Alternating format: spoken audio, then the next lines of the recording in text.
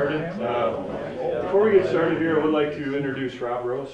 Rob Rose, formerly Allison, Clarksville, grew up just about a rock's throw from here, but Rob's our new account manager now. He took over about a month ago, roughly. Yep, pretty close, yep. And so we're excited to have him. So, and welcome him back to the area. Rob lives in Waverly, his wife Jane, and 3 boys. So he's close, and maybe just a telephone call away. Just if you can get a hold of us or have a question that maybe I can answer. So Troy Deitmeyer, our Northeast Iowa agronomist, is going to put the meeting on this morning, and he promised. Hopefully we won't try and put anybody to sleep, but hopefully it's good information. And feel free to ask questions. We want to try and keep this informal as possible. So. All right, thanks, Brett. And yeah, the more questions that you guys ask, the better it is for both of us. Because if I just stand up here and talk for 45 minutes to an hour, it'll be rough on both of us. So how many of you guys were maybe here last year when we used these little clickers, or you've used them at meetings before? So we'll go through, and this will be a way for us, you guys, to kind of interact with us and give us some information. So we'll go ahead and get started. So, you know, sometimes with the downturn that maybe we're seeing in commodity prices, and now even maybe a little bit in the livestock sector, sometimes we can kind of feel like this little guy, you know, things not going quite well for him. But the good part is we've been through, you know, swings before, and really, to be honest with you, we have some of the best jobs in the world. You know, being involved in agriculture is just an enjoyable experience. So this guy here, I guess you can always look at things 2 ways. You can look at that as something bad, or, you know, he's getting his shower for the day too. So it's all how we look at things. So I want to give you guys a couple warm-up clicker questions here, okay? So go ahead. What was the best Super Bowl commercial in your guys' opinion? And so if you think letter A, the Budweiser Lost Puppy, go ahead and hit A on your keypad, and then etc. on down through the line. So this not only helps keep you guys awake, but it kind of gives me a feel for what kind of people I have in the crowd. And then you can kind of see up top, I guess that's right, this doesn't work with that. You can see up top here the number of people responding. So we got 20 responses when I started the presentation here, and I know if I have like 8 or 9 responses when I get done, I didn't do a very good job, that I put you guys to sleep. So let's see what you guys thought about the Super Bowl. Okay, all right, so Fiat meets Viagra. That was a pretty good commercial. You saw the little blue pill bouncing all over the place. So give you guys another one. When do you think we'll be planting corn and soybeans this spring? Now this was an interesting question. So I posed this question to a group of people about 10 days ago, and it was about 50 degrees outside and not a lick of snow anywhere. And they were pretty optimistic that day on when they were going to get into the field. So we'll see what you guys say. All right, got all 20 of you with me yet. So April 25th, that's good. Optimistic group, so I like to see that. All right, where do you think commodity prices are going to go in 2015, 2016? Now we'll see if the optimism holds. Does everybody have one? No? Oh, I'm sorry. Need about 3? And you can only vote once. Sometimes I don't know if that's reality anymore, the way it sounds. So I'll let you guys click here if you want to. So prices going up about the same as they are now, down, or in the tank. And this kind of depends too. The other day I was doing a presentation, what was that? Was it Monday? When the market was up quite a bit, and everybody was pretty optimistic then. So about where they're at now. So be interesting to see how everything plays out. So here's some of the topics that Brett wanted me to cover today, and by no means do we have to stick on this. If you guys have questions on anything else, just be sure to shoot them out. And like I said, we'd rather have a discussion here than just me standing up here and lecturing. So we'll cover some of our research that we've done on the fungicide on corn and soybeans. Brett wanted me to touch a little bit about some late season insects in the soybeans as well. And then some of our fertility studies that we've been doing here over the past couple of years with our Growing Point agronomy trials. talk a little bit about Encirca, which is kind of a new services that Pioneer's offering, as well as a new seed treatment that you guys will start to probably hear some information about and see in some news press. So right here is just a little snapshot of some of the different, what we call our growing point agronomy trials that maybe some of you guys have seen in the Iowa Farmer today. And so every dot that you see there is a location where we tested seeding rate and also possibly fungicide, nitrogen, and some pH, P, and K interactions with the crops. So we had about 1,200 of them in the state this year, and you can kind of see these lines right here just represent the different major soil associations that are in the state. So we got a pretty good smattering of these agronomy trials kind of throughout all the different soil associations. So we're pretty proud of the information that we're gathering for you guys. So what I'm going to start with first here is our fungicide evaluations and kind of the information that we've learned over the past few years with applying fungicides. So I got a question for you. Did you spray a fungicide in 2014? And a few different options there. Yes, I did. That V4, V6 application kind of coming in with your glyphosate post-herbicide application. Yeah, I did it at Tassel. I did it at both, or no, I didn't spray. Just kind of get a feel from the crowd what you guys did this past year. All right, so majority did not spray, and I guess my next question is do you plan to spray in 2015? I'm gonna put Brett on the spot here. We'll see how many letter E's we get.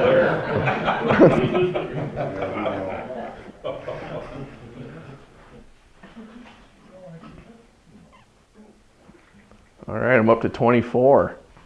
That's a good deal. Oh, Brett, you need a raise.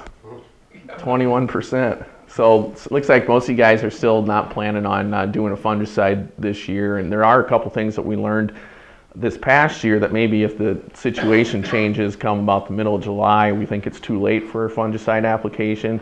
We did learn this year that we can come in pretty late and still protect yield. And I'll get to that here in just a second. So overall, when we looked at all of our trials across all of Iowa, we had about a 9 bushel response to the fungicide. And so you say, well, Troy, geez, at $3.50 corn and 33 bucks an acre for application, that's basically a wash. And of course, like anything, the devil's always in the details, right? And so if we break the information down just a little bit more, we really start to see some really strong trends that maybe might help you guys make better decisions on whether or not you want to use a fungicide in the future. So one of the interesting things that I just threw in here from this data set is when we compared all of the corn on corn fields versus the corn on soybean fields, the corn after soybeans actually averaged about 20 bushels more. And a lot of times we see that in stressful years. So when you think about all the stresses that we had back this past growing season, obviously we had a deluge of rainfall at the end of June, so we leached out some nitrogen, had some diseases setting in those roots. Then we turned a little bit dry, and probably one of the things that I think limited our yield the most is when you look at our solar radiation accumulation, basically the amount of sunshine that we had. If you look at a chart of that, the whole time that we were in grain fill this year, we had a lot of cloudy days. And so we had really good grain set. We had that cool weather during pollination last year, and we set kernels all the way out to the tips, but we just didn't have enough sunshine to fill those out, and that's part of the reason why we had lighter test weights this year than we had in the past. Just kind of like today, if you talk, how many of you guys have solar panels on your farm, or maybe, day like today, you're producing a lot of energy. Day like Sunday, Monday, when we were getting the snowstorm, those solar panels aren't producing any energy. It's the same way with our corn and soybean plants. If we don't have nice, intense sunshine for them, they can't produce energy, therefore they can't produce yield. So the one on the left there compares corn on corn fields, and the one on the right compares corn on soybeans. And you can see we had about a 15.5 bushel yield response this year on average in our corn on corn fields. That's across all hybrids. Whereas the corn on soybean fields, we had about an 8.5 bushel yield response. Now the corn on corn, especially on fuller season products, that probably wasn't too far off of the trend that we've been seeing the last few years. The one that really surprised us this year was the corn on soybeans. A lot of times you know, we're 0, 2, 3, 4 bushel response on the corn on soybeans. But what was the disease that set in for us this year? Northern leaf blight. Northern corn leaf blight. And usually it seems like we go about every 5 years when having a northern corn leaf blight year. We have that cool, cloudy kind of type grain fill period like we had this year, and that usually brings it on. So if you look at the past history, 2009 was the last year that we had it, and before that it was 2004. And so there's kind of a 4 to 5 year cycle, it seems like, that kind of repeats with northern corn leaf blight. And a lot of that blows in, and that's why we saw that response this year in the corn on soybean fields. I've got this, Brett's got this presentation, so if there's any of these slides that you guys want for yourself, just go ahead and ask. Here's all the different hybrids that we tested in our trials, and I kind of threw this black line in there kind of as a tentative break even, kind of figuring about, you know, 30 or so bucks an acre for an application and maybe 375 corn. That's kind of where our break even needs to be for a yield response. And you can see that we had quite a few of those hybrids above that line. And so then we started looking at that, okay, are there any trends that we saw this year, and are those the same trends that we saw the previous years? And the one thing that kind of has been a trend, what I did with the data here in Northeast Iowa, I took a look at maturity in response to the fungicide. So anything that was 104 day or less, I called that early season corn, and anything that was 105 day and greater, I called that full season corn. And what was interesting is only 3 out of our 10 early season products had a statistically significant response to fungicide, whereas 19 out of the 20 full season products had a response to fungicide. And you can kind of see the yield difference. The full season ones average 12 bushels an acre, and the early season ones average, you know, 6, so less than that break even. So I guess our take home message for you guys on our data is, you know, if you think about, oh, you know, should I spray a fungicide, should I not? Where can I have the best opportunity to get the greatest return on investment and make money? Our data over the past 3 years is saying if you got 105 day plus corn, especially in a corn on corn kind of type situation, you stand a very good chance of making some money by putting a fungicide on it. And this, so when I went back and I looked at the data in 2012, and then I also looked at the data in 2013, the exact same trend is there. The bushels wasn't quite as much. Of course, those years we didn't need as much to make it pay either, but kind of the same trend was right there. If you have 105 day plus corn, especially corn on corn situation, you stand a pretty darn good chance of making some money with a fungicide application. So, are there, I guess, questions on that? Or? Are you talking a tassel application time? Yep, good point. So this is a tassel application, or actually anywhere from just after tassel all the way up to like R3, because the label allows us to come in, you know, when we're still actually in milk stage. Does it make your moisture rate go up? Okay, good question. So does it make your moisture go up? So what I did too when I looked at that as I was processing these fields is it looked like if you were harvesting, you know, 26+% corn, the fungicide area that we had sprayed versus the unsprayed area was about 1.5 to 2 points wetter. Now if you get down into the 23 to 25%, then all of a sudden that moisture difference went down to about a point. And if the field on average was below 22%, there was almost no difference. It was less than half a point. So early on, you're right, it can make especially if you're going after corn when you're 25, 26+%, that you're probably going to tack on another 1.5, maybe a little bit more. But if it's a lot of times these fuller season products, you know, we're not getting to them until the last part of harvest, and a lot of times maybe they're dried down, you know, at least under 25, where that split might be a little bit less. Well, I was just wondering if you consider that in the drying cost as far as profit. And that part I didn't, because everybody's so different with if you're drying at your own place versus bringing it to town, and you know, there might be taking a little more on shrink than what you're losing and things like that. So I guess I left that out. It's a good question. Brett. And part of the reason I wanted to try to talk about this today is last year, if you remember summertime, it's fungicide treatment time.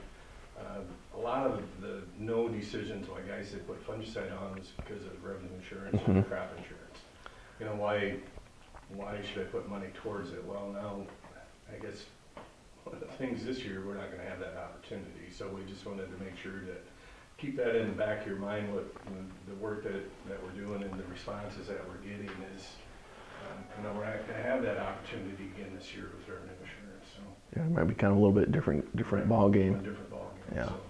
And the other thing too is, you know, everybody's economics are different, so I just want to show you guys what we're seeing for trends, and like I said, give you the recommendation that if you do decide to maybe spray part of your acres, we definitely, other than those 3 hybrids on the early side, we definitely see a very strong trend. And like I said, the trend was still there in 2012 and 2013.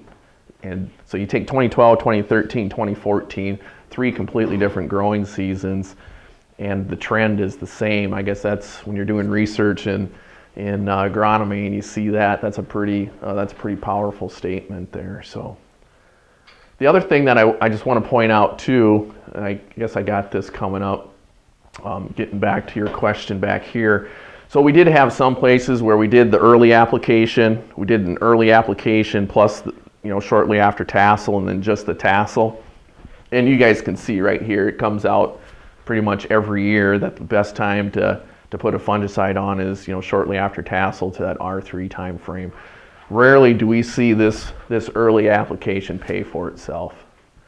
This was the only year in the 4 years that we've been researching putting on fungicide when corn's this tall that we actually saw it pay, and it was probably one of the worst disease years that we've had in probably a decade. So again, you know, I just recommend this is probably where I would spend your money, concentrate your dollars if you are going to make a decision to spray a fungicide. The other thing that this year allowed us to do is evaluate if we make a decision at tassel not to spray because there's no diseases out there, and 3 to 4 weeks later all of a sudden we see a whole bunch of northern corn leaf blight or something moving in, can we still protect yield? Because that was the challenge that we've had the past few years, is right around tassel we go out and help you guys scout your fields. In 2012, 2013, 2014, what was going on? Did you see anything? I mean, it was just as clean as a whistle, right? And so we made the decision not to spray. And then all of a sudden, maybe 3, 4 weeks later, we're maybe kicking ourselves. So what we did is we actually had a field just south of here down in Grundy County. I should say Grundy County, not just Grundy. It was corn on soybeans. You can see the 2 different hybrids that we had in here. And it was late R3. We were kind of pushing the labels. I mean, we were full milk stage, almost starting to get toward a little bit of dough, but we saw the northern corn leaf blight setting in, and northern corn leaf blight was really bad in southern and southwest Iowa, and we knew that that inoculum was going to keep blowing this way. So we just decided, what the hell, can we go out and spray a fungicide this late and still protect yield when we know that the disease is probably really going to take off? And you can see the yield responses that we had, you know, out of that. So I guess my take-home learning from this is if you guys do decide, you know, tassel time or whenever, we're not going to make the fungicide application, but then all of a sudden maybe 2 to 3 weeks later something changes, the weather changes, we start to see, you know, maybe some gray leaf spot moving in, northern corn leaf blight moving in. If we can find an airplane or helicopter around yet at that time, we can still protect quite a bit of yield. So that was kind of a key learning for us there. Switching over to soybeans, once again, that R3 application of the fungicide, you know, typically it's usually 3 to 4 bushels every time that we test. So, you know, you guys can do the math on the economics on that. And this research is just the fungicide only. No insecticide in with that. So any insecticide, you know, effect we would gain on top of that as well. The other thing, and I was going to put a clicker question in here, but I didn't. How many of you guys run into white mold in your soybean fields? Okay, quite a few of you, and that's pretty common up here north of Highway 20. So obviously, variety selection is the first, you know, defense against white mold. But ever since 2009, Bill Long and myself have been trying to do some research on white mold, and unfortunate for us, but fortunate for you guys, we haven't had white mold years really since. So it's been kind of hard to do research to try to figure out some management recommendations for you guys. But actually up in Michigan and Minnesota, they did this year have some pretty significant white mold. And what they're doing here is they're coming in with Approach. It's a fungicide that we can use on both corn and soybeans. And they're coming in a little bit earlier than what you guys would normally apply fungicide on your soybeans. Typically, when our fungicide is going on our soybeans, we kind of have probably pods 3/4 way up the plant. Well, the white mold's already infected at that point. Actually, our white mold infection occurs when those flowers start to mature on that soybean and those petals start to fall off. When that petal falls off, it just creates a little temporary opening there, and if those white mold spores infect that flower, that's how it gets into the plant. So that's about the time that we want to be putting on that fungicide, which is probably about 2.5 to 3 weeks earlier than what we normally would. But you can see when we have really moderate to high white mold situations, we can protect a fair amount of yield with one 9-ounce application of that fungicide. So just wanted to kind of throw that out there. This was really the first year in about 4 years of us trying to actually get some white mold data. We finally had some fields that had gotten some pressure in them. So any questions on that? And I guess maybe we should try to keep researching it around here, because every year we try to research it, we don't get it. So good for you guys. What's that? It'll show up. It will show up one of these days. To be honest with you, we thought this past year it was going to be the perfect year for it. We were cloudy, we were cool, we had a lot of moisture, but what's the one thing our soybeans didn't do in July? Didn't grow. Yeah, they didn't canopy, and usually a nice tight canopy that limits the air movement, no sunlight and stuff like that in there is what allows for white mold to come on. So I guess, like I said earlier, 2 ways to look at everything. Everybody was cursing the short beans at harvest time, but being they didn't get real bushy and tall this year, they probably did. It did probably save us from a lot of white mold, because typically the years that we have northern corn leaf blight, we also have white mold. I mean, they're kind of, those guys both like the same kind of weather. Any questions on the fungicides before I move on? What did that cost for treatment? Let's see, the 9 ounces of Approach, John would probably have that. 9 ounces would be about $13, $14 an Yeah. acre. Plus application costs then. Yeah. So. Is it much higher than a regular fungicide? Approach, actually, when you compare it to Headline, when we're doing at tassel treatments for corn and whatnot, was probably one of the cheaper ones this year. The only thing is that usually when we're spraying it on for corn at tassel, we're probably using 6 ounces. We're here when we're going after white mold, we're using 9. So we bumped the rate up. So that's what probably brought that price point up just a little bit. Good questions. You'd probably be, your 9 ounce rate would probably be right in line, just a little above, like say a Headline or Preaxis Yeah. price when you look at it per acre. Okay, thanks, John. All right, Brett wanted me to talk a little bit about soybean aphids, and it seems like every year, we know that they're going to be around, and it seems like they're kind of there. There's not a lot of them. And then about the time that they tell us we shouldn't really we don't have to worry about them, then what's the population do? Kind of explode. So he wanted me to talk a little bit about that and maybe some recommendations that we have for you guys moving forward. So typically once we get about to this R4, R5 time frame, they kind of start to say, especially the R5 time frame, they start to say, well, the beans are far enough along that they probably shouldn't do that much damage. And I guess I kind of typically disagree with that. And kind of combing through the internet trying to find some actual research. This actually came out of the University of Wisconsin, so they've got a lot of experience with aphids up there with all the trees and buckthorn and whatnot that they have around. They've actually changed their